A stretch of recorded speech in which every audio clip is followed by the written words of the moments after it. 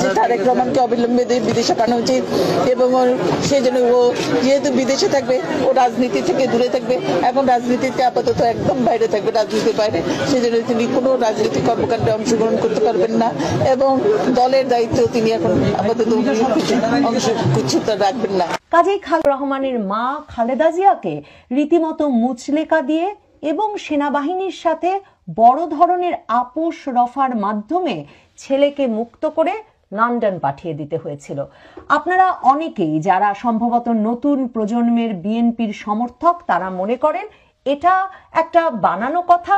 কোথায়, কবে, কাকে মুচলেকা দিয়েছিলেন Begum Khaleda Zia? Moudud Ahmed, James F Moriarty, তখনকার যুক্তরাষ্ট্রের রাষ্ট্রদূত, এদের তার বার্তায় সেই মুচলেকার কথা পরিষ্কার লেখা থাকলেও এবার আপনাদেরকে শোনাতে চাই খালেদা জিয়ার বয়ানে খালেদা জিয়া তারেক রহমান যে আর রাজনীতিতে যুক্ত হবেন না সে প্রসঙ্গে সংবাদ মাধ্যমকে প্রকাশ্যে কি বলেছিলেন এবং তিনি আসলে কার কাছে কথা দিয়ে দেওয়ার কথা বলছেন যে আর কোনোদিন রাজনীতিতে যুক্ত হবে না তারেক রহমান, কারণ তিনি দেশেই থাকবেন না। জানেন, আমি তারেক রহমানকে দেখে এসেছি এমন অবস্থায়,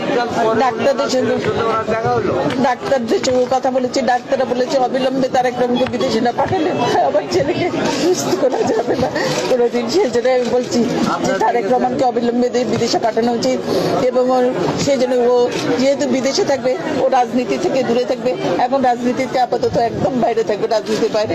সেজন্য তিনি কোনো রাজনৈতিক কর্মকাণ্ডে অংশগ্রহণ করতে পারবেন না এবং দলের দায়িত্ব তিনি এখন আপাতত অংশগ্রহণ রাখবেন না। কাজেই